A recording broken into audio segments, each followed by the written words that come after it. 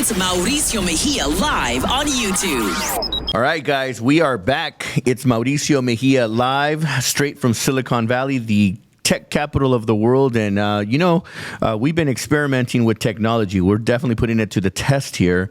And today we have a very special guest that's going to be joining us straight from Holland, close to Amsterdam, he said he's at. And so right now it is about 1 o'clock p.m. our time here in the United States, in California, and in San Jose. And I think last time we checked, it's about 10 p.m.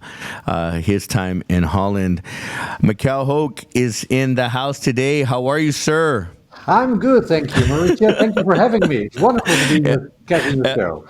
Thank you for being patient.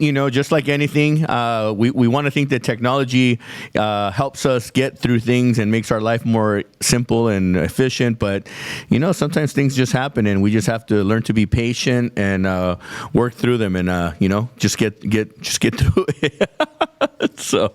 And improvise, yes. It does. Absolutely. Well, we have to. We can't let things in show business. I did it for 25 years. I remember that almost every single time, right when a big show was about to happen, something always happened before the show started.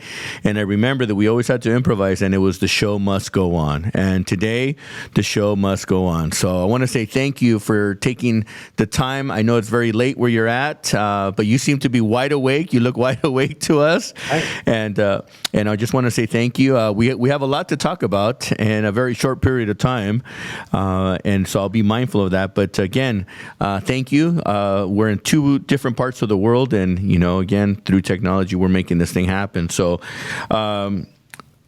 We're gonna dive right into it, but before we go into like the meats of the conversation, give us a little background so that the audience that's watching worldwide right now gets a little background on who you are and your journey. You got a lot of great accolades behind your name, and we're talking behind the scenes, and all those accolades they look great, but there's a lot more meaning when we get to the crux of it. So share with us some of your born, we'll start from born and raised. What part of the world do you come from?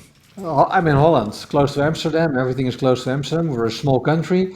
And as a kid, I didn't understand the world. I was watching the news when I was 7. I was being bullied at school for just being me. I didn't understand what was going on. I thought, I want to discover, at that age, I really thought, I want to discover the secret of life.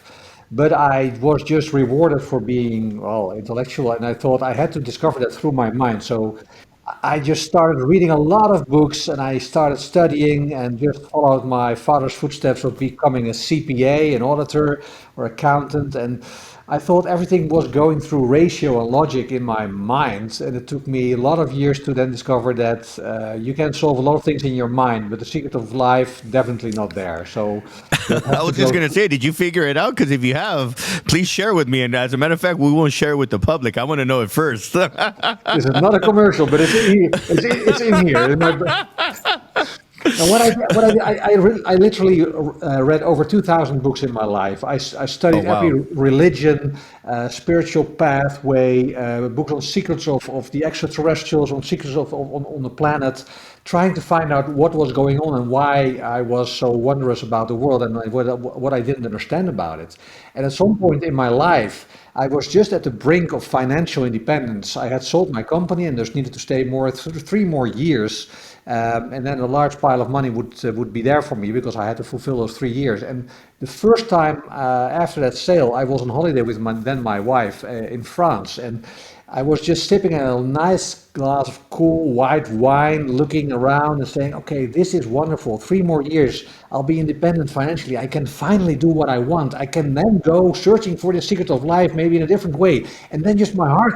Yeah, really, I literally, and that's the only time, or the only second time in my life, I heard a real voice inside my body saying, no, guy, if you want to do this, you got to do it now. There's no second chance. There's only one now. And if you want to find the secret of life, do it now. Give up everything you have and everything that's coming to you and start all over again and try to find out what you find. And I knew this voice was right, so I listened to it and I thought, damn, this financial independence, which I worked so hard for that my whole life.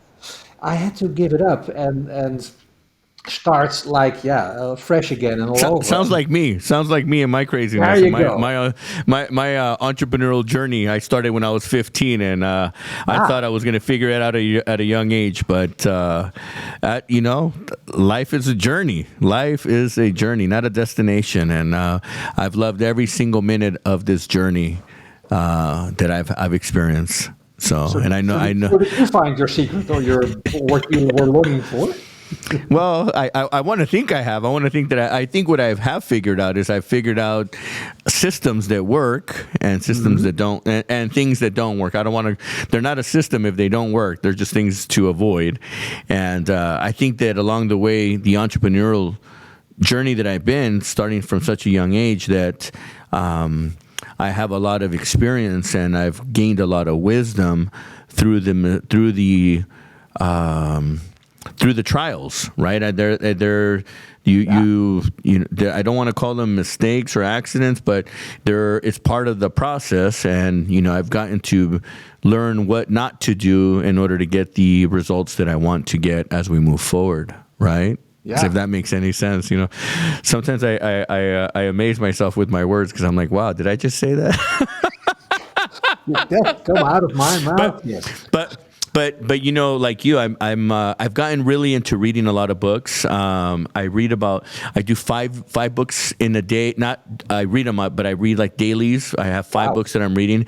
I just picked up, believe it or not, I picked up the Bible. I just finished the book of Proverbs, and I'm doing the book of Psalms now. And I really, like you mentioned, studying different religions. I really want to dive into that and really just learn more because I'm at a point in my life where I'm just curious. I'm seeing a lot of things that I don't want to say are coincidental, but things that are happening in my life, and I'm becoming a little bit more aware of what I'm doing to get this result, and if I don't do this is the results. And then if you have patience, if you have faith, and you just follow the process, or just trust the process, that things will come together. That everything's about timing, just like today. Who would have thought? We spoke a couple of months ago, and we've had we had a great introduction by a good friend. We have a mutual friend, Kristen Andrus, which I want to thank her, by the way, for setting this up.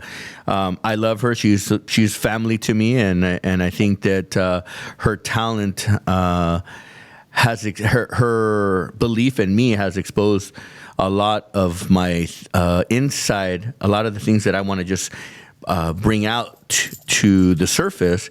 I've written 2 books with her, and very excited. We're working on my 3rd book, and I know that she worked with you on the book that we're going to be talking about today, The Girl Who Changed the World. And I really want to learn more about that and what inspired you to go that way, along with all the other great things that have happened in your life, All right. Yeah. Well, for me, it was this process of my heart speaking, okay, start all over again, throw everything away, and just find yourself and find the secret of life. And when I started that process, I thought I just threw everything away in my life, even my 24-year-old relationship. At some moment, I was back at the attic with my parents, and I thought, what happened? I'm 40, 41, and I'm just back at where I was at 14. So Wow. What did I do? And it started. And was that intentional? I'm gonna jump in on a few of these highlights that you hit, because I wanna break it down. I mean, when you say you a relationship, meaning you left a very high level position. You were a partner. Yeah. In this company that you were with. Yeah. You can share the company name if you like. If not, but you left and you almost did like a full reset. Yeah. Correct. I've experienced resets in my life, but it's interesting. I've done them sometimes because I had no choice. It sounds like you intentionally said pause, stop, reset. Yes, I intentionally, but my heart speaking so loudly, really, a voice inside of my body. I thought, okay, I don't know what this is, but it's so loud and so clear, I cannot not listen to it. I've never heard that before, so it must be something. It must be true. So I had actually just followed that voice instead of. So it was deliberate or non-deliberate, but was just listening to an inner voice or whatever voice it was. And later on, I found out who and what that voice was. But it's like intentionally reset indeed and trying to find out what's there. And then I realized, okay, in this life, if you have a good position in a business, then you become that position. And when you leave it, everything just falls away with that. So you have to start all over again. And that's the nice part, because you just start playing again with the small things and trying to make something bigger. And what for me, I said, okay, I want to find the secret of life. How can I discover it? And I also thought at the same time, if I find it, I want to write the book that I always have wanted to read when I was starting this whole journey. This book with all the answers to me. So please, how can I, let's say, summarize everything I find in a story that I would love to read, even if I was 14 or 20 or 30. And that was my, let's say, my goal.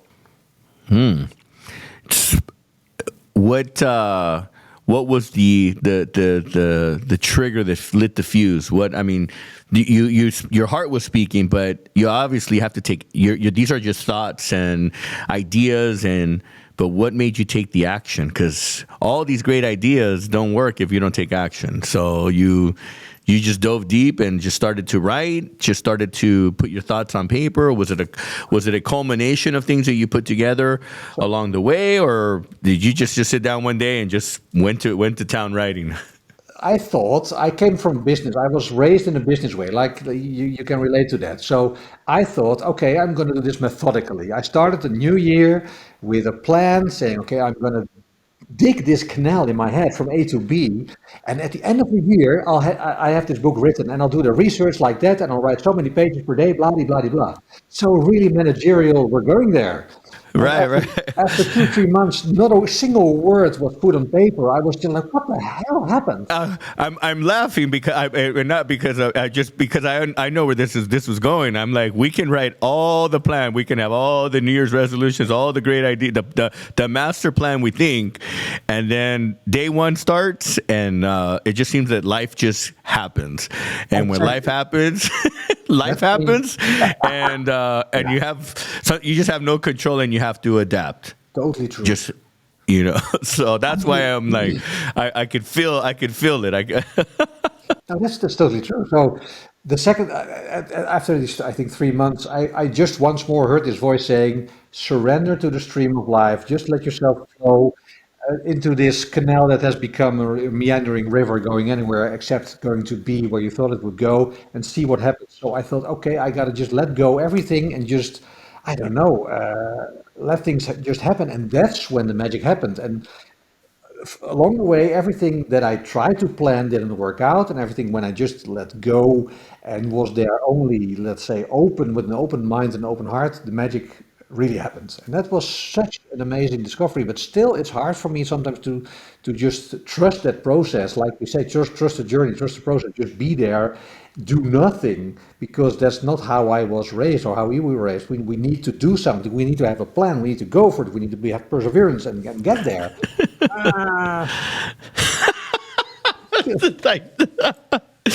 Oh, I so understand what you're describing. That's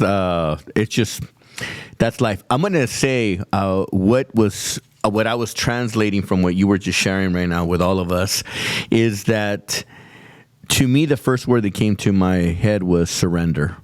Once you surrender, that's when the magic begins. Yeah. And I've recently have experienced a few of those aha moments where I just say, God, I leave it in your hands. Universe, I leave it in your hands, and I surrender to you. And Machiel, there is the amount of just liberation, the weight that I just feel that just comes off of me, and it just becomes almost like something else takes over. And like you said, you use the word magic. I like that. The magic begins. Yeah. And then it flows. Yeah. And then as it's flowing, you have momentum. And as the momentum picks up, then you scale. And then as we scale, then we start picking up other little things, and then it starts to really blossom. Yeah. No, you're so right about that. That's when you were speaking right now. That is what was going through my mind as I'm picking all the pieces and putting them together. Mm-hmm. That is the magic, the inspiration that comes together, and then how we translate our thoughts into our words, into a book. And I'm very curious. How did you come up with the title of your book? And let's dive into that. I'm curious. Well, I again, this happens by surrendering, and I agree with you there. If you surrender, and first you got to have trust that you can surrender. If you can surrender in full trust, saying, "Okay, I'm carried by the universe or by divine power, whatever we call it," that's when you can totally surrender, let go of everything, and then the magic happens. And I always thought, when I grow older, the more I know through this intellect, the less magic and the less unknown there will be in life. And then I discovered this process, and then I discovered that indeed, the more you know, the less you actually know, and that's where the magic really happens. The magic only gets bigger in life, not smaller, if you're open to it, and that's what was such a wonderful discovery. This title, this girl, I thought first I wrote it as a boy. I wanted to explain to a teenage boy in this case first. The problems that I was facing and the questions I wanted to understand the answers to. And at some point I thought, this is not going to be a boy, it has to be a girl. And I found out only later why. Maybe fast forward. That's where I'm curious. I want to know how this, I just love how you just, in my mind, I would have thought a boy first, and then why. Now I'm very curious. I want to know what The story is about a grandfather and explaining, in this case, to his granddaughter, a project of discovering the secret of life for herself. She only can discover it herself, and he just puts the pieces on the right place just for her to discover, but she has to do the work herself. What I found out in writing this book and in getting there, I found out 2 secrets or 3 secrets for myself, and one of them is everything we need in life is seeking a balance. And at some point, it was just like lighting in my head. I thought, damn, in our world, everything is so much out of balance. We're trained to do things by intellect, by ratio. We're trained to get results, to get them from an A to B road or canal in my head, like I dug in my head. Everything has got to be in a certain way in which we are raised, and that's a very masculine way. It's rational, it's all masculine, and it just hit me by an instinct saying, okay, we are so, and it's totally clear, of course, to many people, we're so out of balance in our world between the masculine and the feminine. We need to restore that balance in a different way than saying we need to share 50-50. Men and women are very different, but men have feminine qualities and women have masculine qualities. We need to get those powers into balance. The movie Barbie, in my view, is very powerful in that way, showing very many aspects of that. But when I found out that, I thought, okay, this has got to be a girl discovering that, because this girl is the future of our planet. I think the only way we can solve our problems as humanity is by having much more feminine leadership in place and maybe take it over for a long period of time, because man has, let's say, real man, not humanity, but man, has reached a lot, but also destroyed a lot, and we're on the brink of destroying too much. You hit a point. I am 100% in agreement with you. We are off balance right now. Yeah. But this has been happening for thousands of years. This is the imbalance has happened, and I don't know if that's the way that we were created, so that we can keep it. It's a balancing trick, or cycle up and down. It's a cycle, yes, and I think that when I think of feminine, I think of nurturing, and yes, we need that nurturing, that world, that nurture of the world and of the people, while the man is we'll call it the masculine trait, is the one that protects, that does the hunting. I mean, if we really want to go back that far, right?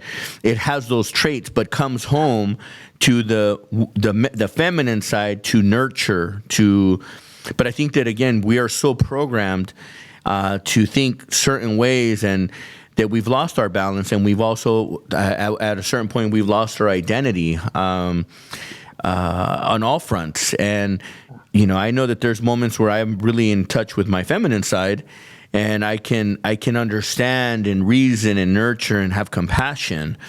And then there's that animal side, that monster side, that want to conquer, I want to build, and I want to just take over the world and do great things. And then, but I know that I have to dig deep into that savageness, right? And I use those words because I want it to be intense, right? The intensity of it, and help me get that energy going, because we need it in order to do the things that we want to do at the level that we want to do things. And again, but when we get to that point, we get there, and then you want to kind of fall back, and you want to feel that there's comfort, nurturing. And that's why I was very close to my mom. My mother was, very, I always seek that nurture. I've just always just felt that seekiness, I guess we'll call it. But what you said definitely hits home, because it's the current state where we're at. I mean, it just, I think you're right. We need a little bit more of that feminine connection right now. I think it's not only nurturing, because don't underestimate the power of the feminine. The feminine can be really destructive, like the masculine power as well. The persuasion there. But it's feminine power can be very, very. Women, I think, are more powerful than men in that way.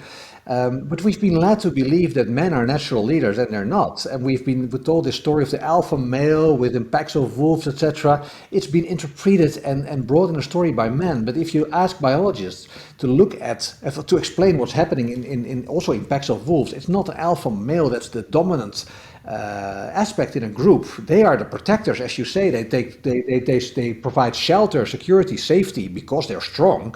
But all the decisions in the group are being actually made by elders, and a lot of those elders, or the majority of elders, is feminine. Like with elephants, and for a lot of groups of animals, and of course there's every aspect in the animal world that goes the other way around. But for many groups of animals, it's the feminine leadership that makes the group survive and gets to the right results.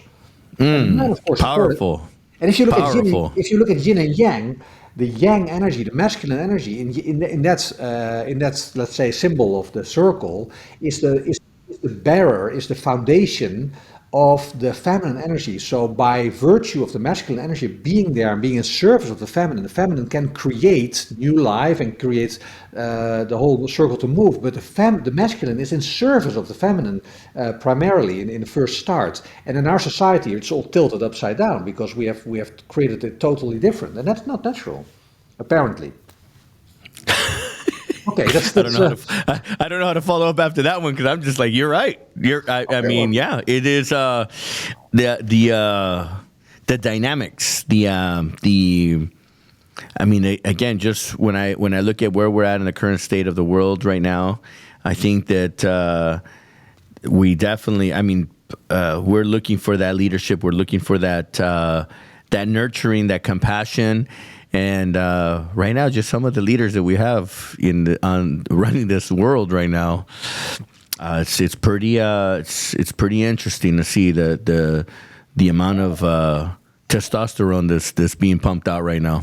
Testosterone, ego, and money, etc., etc. And the women, the feminine leaders that sometimes they are different, but also the feminine leaders that come up in this climate also have a lot of masculine qualities. So the real feminine leadership is different than the ones that come up through elections, because in elections they have to compete with the men. So like in boardrooms in a lot of companies, the feminine component there is much more masculine, because they have to compete. They cannot be in their own total full natural power, because that's too different from the masculine power, and that will not survive in the system. So the system is also favoring the masculine qualities.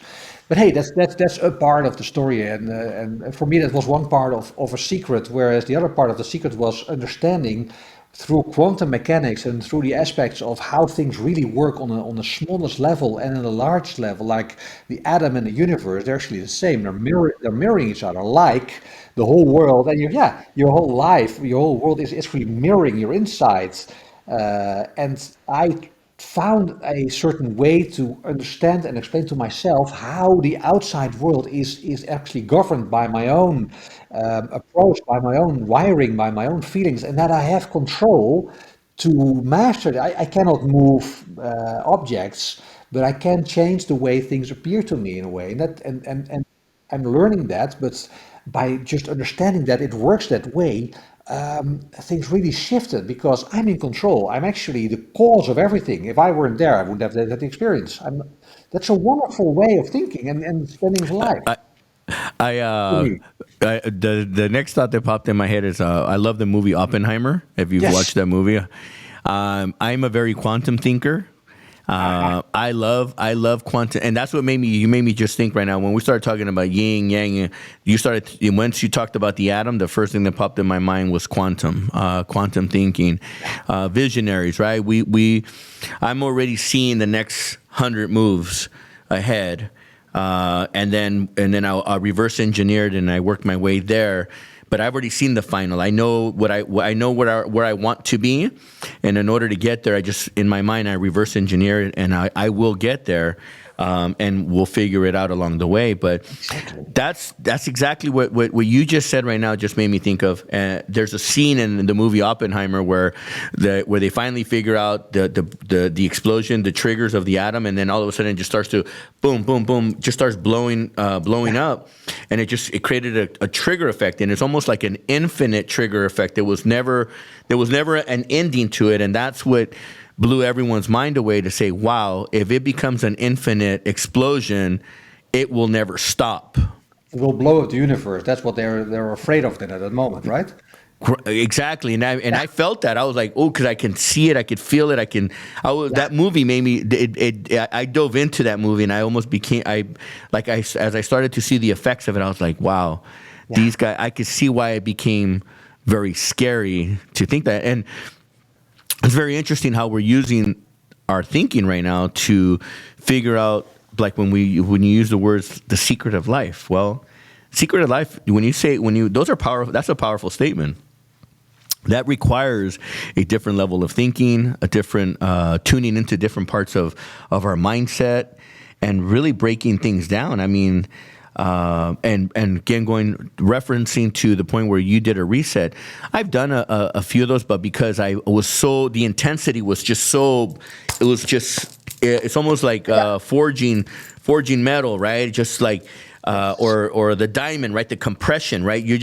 I feel it, and then I get to the point where I'm like, I gotta let it go, and I gotta release. I gotta surrender, because at this point, I'm gonna. Oh, you're right. I totally relate to that. Yes. All right, we're having the same conversation here. Then we're good. Oh, it's not too many times that I get to have these types of conversations with great minds, and I got to say thank you for allowing this time where we can have this type of conversation, because it also shows a different side of what we're doing here on the show. We don't always just talk about entrepreneurship, but we also talk about mindset.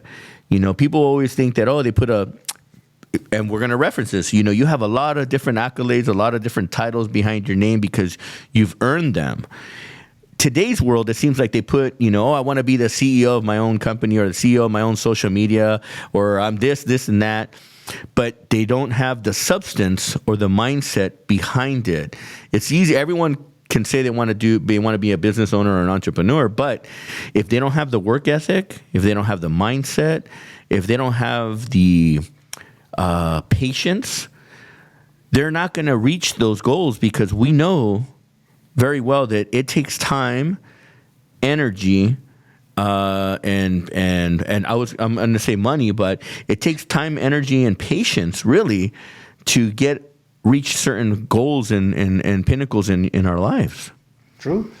Unless you're a natural talent, and even then you need the perseverance to push through, because otherwise nothing comes out of your hands. But some people are just born the way that you think everything flows effortlessly, and that's. Well, no. There's natural talent or born. Yeah, I believe that it all requires a version of work ethic or discipline, or something had to trigger it, because there's that theory can be tested pretty much. I mean, it takes a lot. It takes work ethic. It takes discipline. It takes a lot of great traits to create success. Now, yeah, we can look at certain things in certain people, like, people that are very well, let's say the perception versus the reality. The perception that they're very successful and that they have a great life and all that may look like that on the surface, on the outside, but inside they're rotting inside because the outside doesn't reflect who they are on the inside. And, I think that there's that saying that, the wealthier you are only magnifies who you are on the inside, right? And it can go both ways. You can be a very super giving person, or you can be a super selfish person. You can be. I mean, we're currently seeing that in our current world, in the current state of leadership around the world right now. Whether it's a dictator or a president you're seeing that kind of imbalance. Let's call it, because it really feels like it's an imbalance right now where we're at. And I think that we're not this hasn't just happened now. It's history repeating itself. I mean, we can look back at, back to the Viking days, right? You can look back to the days of the kings and just history. There was always been wars. There's always been, mistrust. There's always been greed and all of that. There's been poverty. There's been wealth. I mean, there's all of these things, and it's repeating. It's just a matter of what the times that the times that we're in, and how we exemplify that. I guess I don't know. Just pretty interesting. You've had some experience around the world with different things. So is there anything that you could share with us out there that, or something that maybe sticks out that was part of your inspiration in writing this book? Well, for instance, one element, but that was much earlier when I tried to read let's say you're reading the Bible right now, I tried also to read Quran, because I want to understand how that related, because in our world, everything is made so black and white, right? This is right, that is wrong, or we're on the right side, they're on the wrong side. I tried to read it, and I couldn't read it because it's written in a total different language, in terms of not the language itself, but the way it flows, the way the sentences are structured.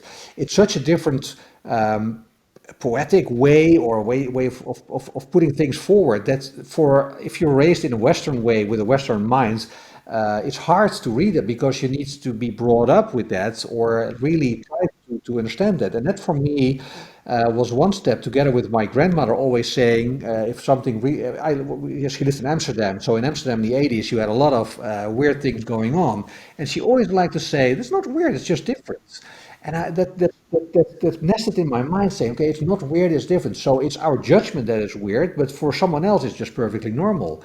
And try to understand that everyone is trying to be the same. But what I'm trying to say is find out that everyone is reasoning from their own position, and everyone is right, because you cannot be wrong. You cannot deny yourself.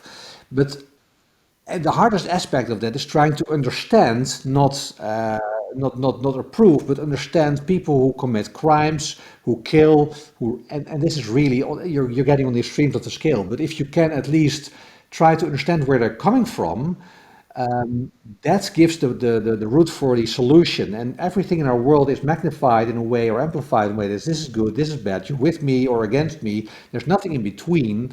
It creates a chess game. You win or lose. There's no win-win. And if we step out of that, we try to overarch the situation and say, okay, how can we solve this? We're not looking backwards, we're looking forward. How can we solve this? That's a total different energy. And that's, I think, the way to get out of conflicts. And I think that's a feminine aspect, to overarch everything and say, okay, we need to bridge, we need to combine, we need to move on, we need to go further, we need to do this together. Instead of focusing on difference, or you did that to me, so I'll just do this to you. And that's a never-ending story. Yeah. It's interesting, and I can see where that if you're not brought up with those beliefs, right? We're all brought up with different beliefs, and I think that part of we don't want to say it's It's not a problem. It's just a belief. It's just, different cultures have different religions and different ideas and different beliefs. Let's just that's the key word there. It's beliefs. And I think that if we don't grow up understanding that, then it's very foreign to us. And then when it's very foreign, then it becomes conflict, right? If we don't know how to resolve, how to find a solution. I believe, like in business, every problem has a solution. You just have to work through it. And I think that, even with the current affairs of the world, we have to understand and have compassion for people instead of continuing to create more division amongst us, because division is easy. Bringing people together is very hard. I've proven that over and over for myself. I try to put an event together for the positive. I want to teach, and to pull people in, it's like herding cats. But if I told people, hey, we're throwing a party tonight, that everybody's there and ready to party and have a good time. I get it. So you have to. I don't know where I'm going with this thought, but it's a way of thinking and reasoning. And I think that, again, being raised in different parts of the world and having different beliefs is where we're at right now. I think, again, it's, continuing to educate ourselves, and by reading books. I haven't read as many as you have, but I do plan to catch up to you, and right. I have found that the more I read, the more things that I get to learn about just the different aspects of everything, because you can only consume so much online and TV, and I rather engage my brain where I'm actually thinking, reading, processing, pausing at my own pace versus it being thrown at me, mm-hmm. and so forth. And I think that part of the success of what my show has done here is that we bring on people like you that have a different outlook in life and have an experience, and we share it. And again, it's just to even think right now, even the time difference. It's. You're on another side of the world. Your reality right now is different than my reality right now. Even though there could be some commonality there, it's just interesting to see how we can just bring these things together. What else was inspiring of your book? You got bestseller on a few different topics here. Kristen shared that when you put it out, you hit some pretty good markers. Can you share with us what categories of the top sellers you got? Out of my head, I think it's spiritual novel and related to also feminine or women's fiction, but I don't have them in the top of my head. But the strange thing, of course, is if you write a book, yourself, you want to reach a large audience because you say, I have something to share. I think it's meaningful, so let's share this with many people. And I always try to think, okay, that's important. But if you reach one person and touch her or his heart or soul, then you don't have to crave for more. But it's always also here's a balancing game. There's sometimes an ego aspect is that you want to be not famous, but at least that you want to know that what you've written down or that what you've discovered is meaningful. So that's I try to be careful about that. Okay, this is my ego talking, and this is what I think is really purposeful, and that's what I want to achieve. Because ego, you don't have to put away your ego totally, but let's keep it to a decent level. And the other aspect is what I want to change the world. I want to contribute to a change in the world. So I want to be this girl to change the world in my own form and shape. And what inspired me in that way is definitely that if you indeed touch one person's soul or change his or her life totally, you've touched. There's nothing more you need to do. Yeah, you made an impact, and that's really what, for me, my motivation is. Not the amount of zeros that I could put behind my name, but the impact that I can make and leave behind. Because I always tell people, whatever wealth I build, I'm going to leave it behind. I'm not taking it with me. And when I leave it, and when I plan to leave it, I'm going to leave it with a plan, so that it can be so that the people that manage and handle it and become stewards of that wealth can share it and make an impact, a global impact. Because that's my ambition. I want to make a global positive impact. I'm whether it's helping, I don't know, just that's my mission right now, and that's why I continue to do what I do, is because and I get that that feeling of fulfillment. When I started writing, I had this book ready, and no one wanted to publish here. They were also not in the Netherlands, and it was COVID time, so I thought I'd just print 2,000 copies. I went to Burning Man. I'm a burner, so the Burning Man gift is gifting. The spirit is gifting, and I just spread around my neighborhood 2,000 books, put in every mailbox, and with a small note to it. Okay, it's COVID time, it's a lockdown, so please, maybe you will enjoy this. And some woman in the neighborhood here came to me, and we know that she had a very hard time. She has a very hard time, and she just told me, "Thank you. By reading this book, I now understand my childhood. I understand my parents, and I now finally understand my life." And that's when I thought I really this fire ignited, saying, "Okay, this is meaningful. So I have to take this further. I need to spread this. I need to do more effort and put more effort in it to get it published and to get it out there." And otherwise, I maybe wouldn't have. But that for me was that turning point. But also, okay, if I touched her heart and changed something in her life, that why do I want to change more? Of course, there's some reason behind it. But for me, that was already something like, okay, you can also now sit back, relax, and say this is enough. And it is never. Yeah. Interestingly enough, the last time we spoke, you were actually, I don't remember what part of the world you were at, but you were there with Stedman, and Stedman is another mutual friend of ours, Stedman Graham. What award were you receiving? And that you got an acknowledgement for something out there. What was happening on that during that time?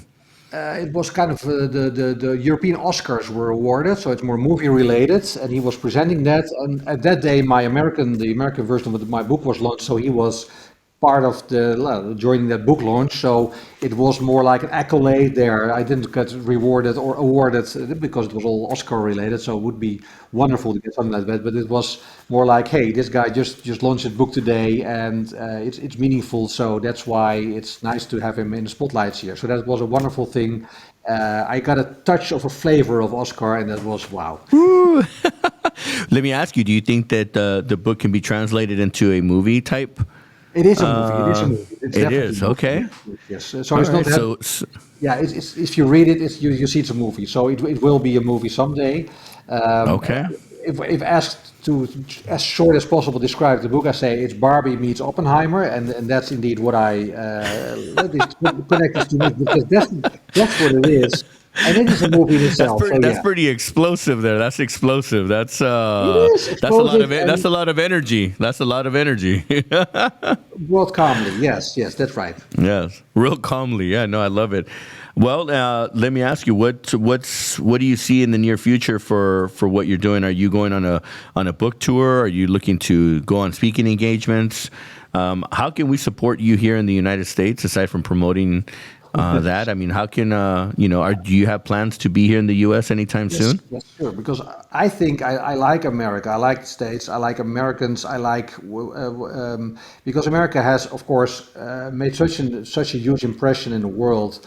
Especially from the European point of view. Of course, the Second World War, we were saved by America, but I think the country is both so influential, and at the same time there are internally problems or things that can be solved in, I think, in a better or different way, or need to be solved. And I think this helps a bit in that way. So I think the message of this book is about feminine energy and about connection and about looking in the world in a quantum view with a Barbie, let's say, type of sunglasses. But I'm writing the second book, which is making it more clear, saying, okay, this is what we need in the world, and in an inspiring story. So I'm currently writing the second book, and I love to be in the US to have a talk about that. But anything in that way is okay for me. I just at some point I wanted to be just to write the worldwide bestseller and be on the New York Times bestseller list. And I thought, okay, here's ego talking, and that's nice, but okay, what's the purpose? Because I'm all in, as you are, for purpose. I just want to be part of a change in the world where we can relate, combine, and make sure that we are connected instead of Yeah. divided. Well, we definitely have the relationships. We have the connections. There's, degrees of separation. Again, through a common friend, our common Yeah. friend Stedman. There's, he's got a very influential other half that, you could be a part of the book club there. The other part, what made me think of what you were just saying right now is, or what came to my mind is, you said something about America and how you love it, and you see it. There's an appreciation for it. I live here, and I'm used to seeing what I'm seeing, and used to hearing what I'm hearing. Mm-hmm. I would love to get your perspective of what you currently are viewing in your side of the world on what's happening here, because we're supposed to be the world leader. Yeah. And it just seems, I don't know. Your thoughts on how the world is seeing us from your side of the world. What's your thoughts? Twofold. Okay. And it's not about. We're going off topic now. I think It's good. It's all related. It's all related because it all makes sense and it's all connected. And it's not about saying, hey, the Dutch founded America, because America was founded by indigenous people much longer ago. But the way, of course, the current structure is, there is a Dutch way. And if you look at the street grids in not only Manhattan, but everywhere, every city, you see this grid, right? And that is based upon a Dutch model. We call it the polar model, because Holland was below sea level is below sea level for the largest part. And we just drove away the water, we pumped it out, and we created what we call polders. And we needed to have small canals in the middle to keep pumping out the water, because it keeps sipping in, and we need to pump it out all the time. And what we call the polar model, we say we're all in this polar together, and we need to take care of it, because if one party doesn't do his job, we all get wet feet. And when we get wet feet, we don't get harvest, we don't get, our houses will go underwater. So we all in the same boat or in the same polder. And that's the way our country is governed for a long time. And that's the governance model we brought to America. But America is so big, so wonderfully big, that this model doesn't survive there, because it's more a different nature, whereas you have more power dedicated to one person. And we don't understand that really in Europe. So it's, first of all, we need to understand how America works before we can judge or be more, let's say, judgmental. But the general part is saying, when we think America is quite masculine in its energy, and that masculine energy looks for one-way solutions by getting better results, by doing this and that, and being financially driven. And that doesn't do justice to the other side, where you take care of each other. And I know in small communities people take care of each other. That's really what the American way is. But here in Europe we have these systems in place where the government takes care of each other, and you can call that creates lazy people. But it's also a way of securing that no one falls outside of the boat. And I think that's America has been so much ahead of other countries for many aspects, but on other aspects has been so much behind that I think it's time that we combine it. And then if you combine it, America will be the example for the new world for ages to come. But that requires this leadership, which is feminine leadership, and that's why I think it connects all the dots. And this feminine leadership is not a woman with masculine characteristics. It's a real different type of leadership. And that has to be born by the right person. You need a feminine Kennedy. Yeah. It is not a political discussion, but you need a person that is so inspirational that can bring everyone together. And whether it's Oprah or it's someone else, you need a person that says that everyone is related to by the heart and not the mind. Ooh, very powerful words right there, and I agree. I think when we lead from our heart and with good intention, then and authenticity. That has to be very key. You have to be authentic, and you have to come from a place of authenticity. Then others will buy into it, or fall into it, or agree, or whatever the term may be that's best suited for them. But they'll follow suit, and things would change. Right now, again, I think this is not the first time that the world has been in an imbalance type of situation. I think that it'll happen again in the next decades going on and all that. But it's part of the world. Nothing is linear. There's got to be peaks and valleys, because we learn from the valleys, and we learn from the peaks. So there's always balance. As long as we're moving forward, I'm in that agreement. I'm in that state of mind. So. And that's what you're saying is the heartbeat of Earth. It's the heartbeat of Mother Earth. It's the heartbeat of the universe. It's bum bum bum, and of course on bigger scales and spread out. But it's up and down. It's dunk dunk. It's life. Yes, I love it. Machiel, I want to be mindful of our time and your time. Words of wisdom. You've experienced. You've had some life experiences. For the audience that's out there, and we want to give them some words of wisdom, let's call it. What would you suggest to people out there? I would suggest two things. One is consider yourself the most powerful person in the world, because everything starts with your own perception. Your reality is all through your perception. It becomes personality. And make sure that you understand that, and that everything is in your control. No, it doesn't make sense that you can wish for $10 million tomorrow and it will be on your bank account. You cannot move a piano by just your thoughts, but it's the world, and the way it appears to you is by your reference, your personality, your perception of it.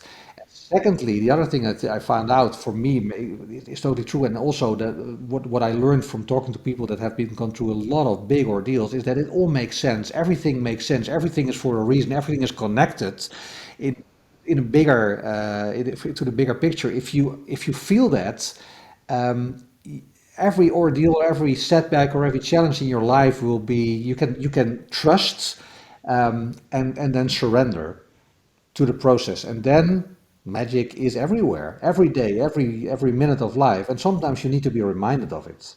And short note, I had a heart attack on New Year's Day. Wow.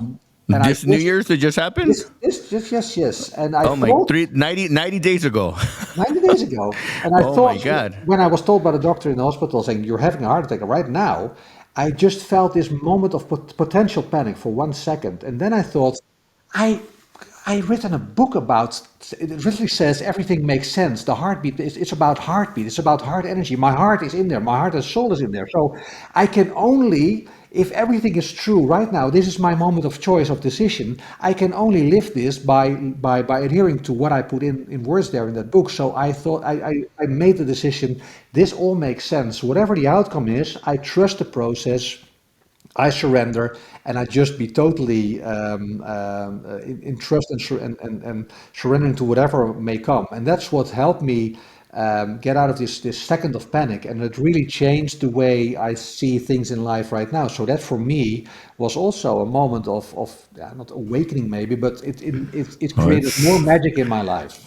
Absolutely, it's an awakening, and absolutely, it's the ability to be aware of all the potential magical moments that can be created, and we are in control of our destiny, and it all starts with the amount of energy that we put into and out.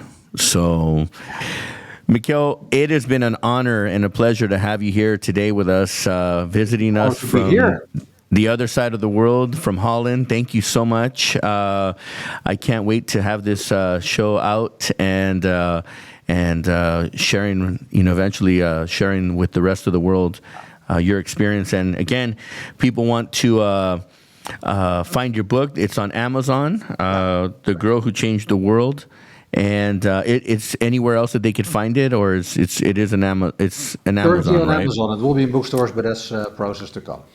All right, and soon, when you're here in the U.S., make sure that we set up a book tour. I'm going to definitely join you on that. I should have my fourth book, my third one with my fourth one, and it's going to be titled Inflict Power. And inflict power. There's a lot of energy behind that one. Okay. And I'm excited because that one is going to be my Picasso. That's going to be my bestseller. So I'm putting my heart and soul into that one. So I look forward to touring the world and the United States when you come visit. And when you do come visit, I look forward to having you here in studio. And when we do that, we'll see where we're both at. And at that time, I'll come visit you. And thank you very much for having me here. And I really enjoyed it. And I really appreciate all what you do in making our world a better and nicer place. So thank you for that. Thank you. I appreciate that. And my prayers are with you. I hope you continue to have good health and that, that your family is well too. And I look forward to seeing you when you come to the U.S. We'll be there. Namaste. Thank you very much, Mauricio. Thank you.